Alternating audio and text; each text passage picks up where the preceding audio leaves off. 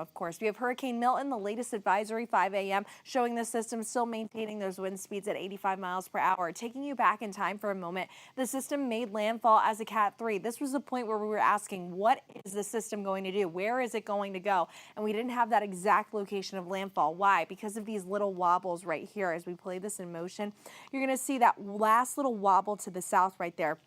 That is what made this landfall in Siesta Key, Florida last night at 8:30. And now the system is actually over towards the Space Coast, and it cut across our state. Obviously, it weakened as it was cut off from its energy source. But what's impressive about the system is that it was so large, so strong to cause mass destruction, change our coastline forever.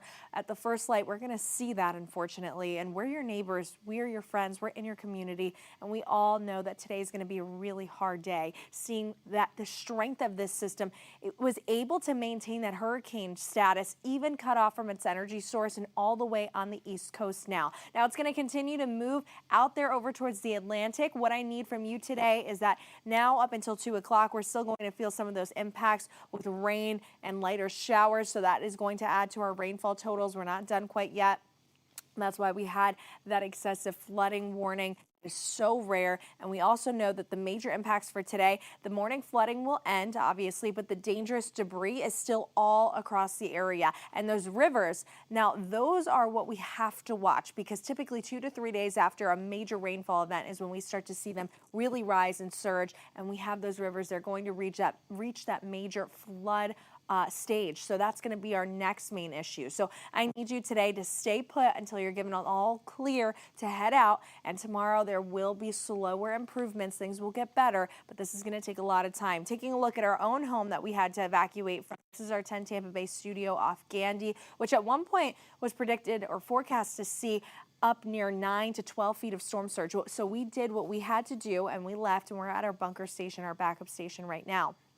And talking about the Gandy, talking about St. Pete, that area and the trop, that Teflon roof being ripped right off of the Tropicana field for the Rays. Well, why? Because this system peaked our wind gusts to 101 miles per hour yesterday. We saw some winds over that, as well as the system barreled through our state. Even as it made its way to the East Coast, we still saw wind gusts of 87 over towards St. Pete today. So recapping for you, if you're just tuning in, this morning we had that official landfall of Hurricane Milton, a major hurricane Category 3, winds at 120 miles per hour at 8:30 last night. Take a look at some of the radar imagery. This was the worst of it in terms of the rainfall. This is why our ground is so saturated, and we're seeing these power lines go down as well.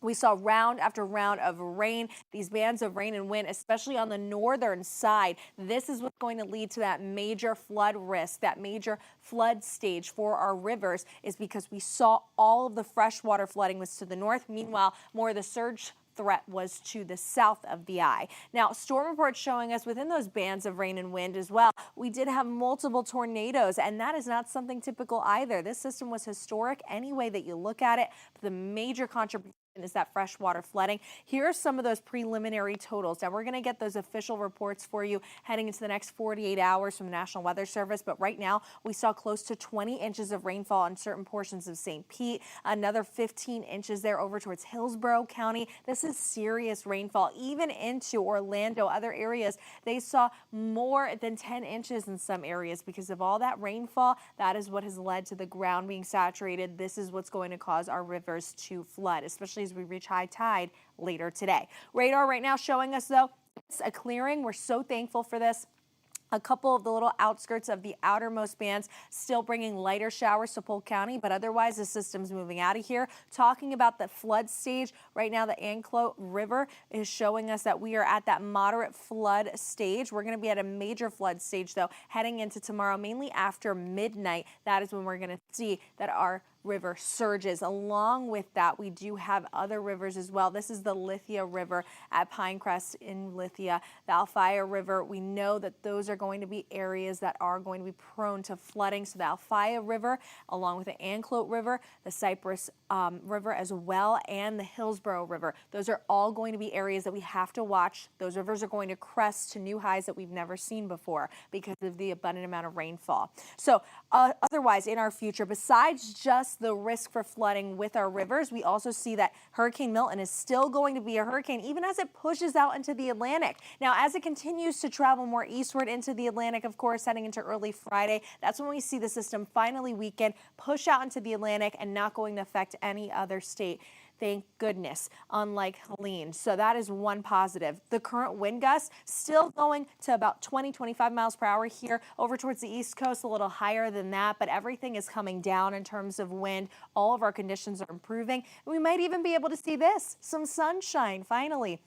And also much cooler temperatures. That humidity is going to drop. Our wind gusts drop as well all throughout the day today. And Futurecast shows us that the system will push away and we are left with much more sunshine, especially heading into tomorrow, Saturday, and the days following. We're really happy about this news as we know that we have to recover from this. We're with you every step of the way. I'm going to volunteer as soon as it's safe to get out there.